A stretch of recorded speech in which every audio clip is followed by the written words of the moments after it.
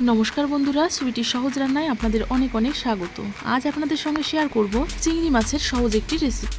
তো এটা বানানোর জন্য প্রথমেই নিয়ে নিচ্ছি একটা মিক্সিং জার। এবার দিয়ে দিচ্ছি একটা মিডিয়াম সাইজের পেঁয়াজ এবং 5 থেকে 6টা কাঁচা লঙ্কা, 1 ইঞ্চ পরিমাণ আদা, 7 থেকে 8 কোয়া রসুন এবং হাফ টমেটো কুচি।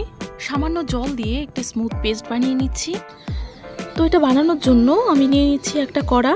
গ্যাস অন করে কড়ার বসিয়ে দিচ্ছি। গরম হতে হতে চলুন চিংড়ি মাছটা রেডি করে নিই।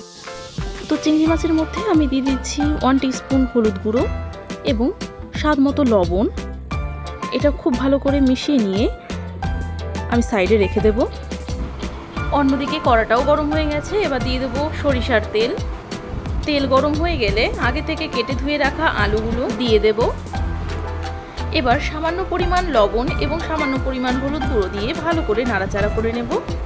কিছুক্ষণ নেড়েচেড়ে নেওয়ার পর ঢাকা দিয়ে দেবো। 1 মিনিট পর ঢাকা খুলে ভালো করে নেড়েচেড়ে নিয়ে যখন ভাজা হয়ে যাবে তখন অন্য একটা পাত্রে তুলে নেব।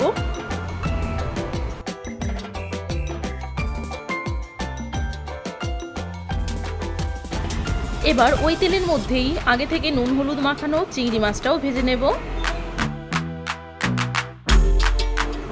তো আমি 1 মিনিট মতো ভেজে নিয়েছি। এবার অন্য একটা পাত্রে তুলে নেব।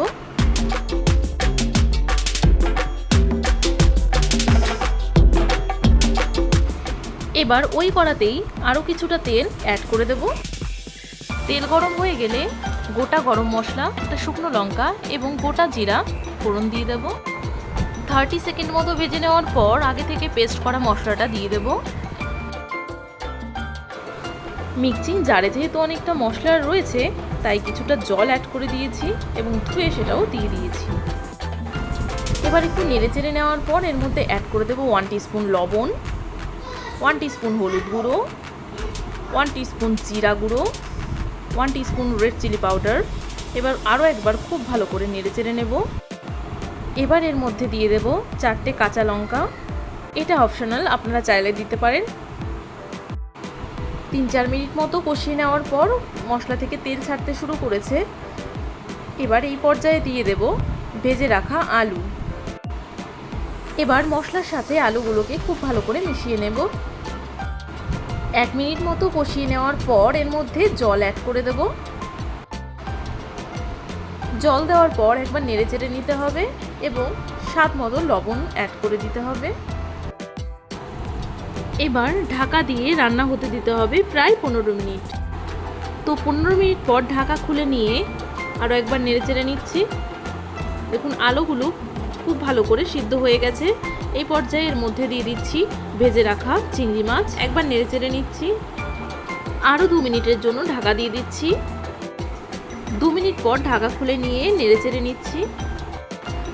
সবশেষে ছড়িয়ে দিচ্ছি গরম মশলা গুঁড়ো। আমি এখানে 1 টিস্পুন গরম মশলা গুঁড়ো দিয়ে দিচ্ছি।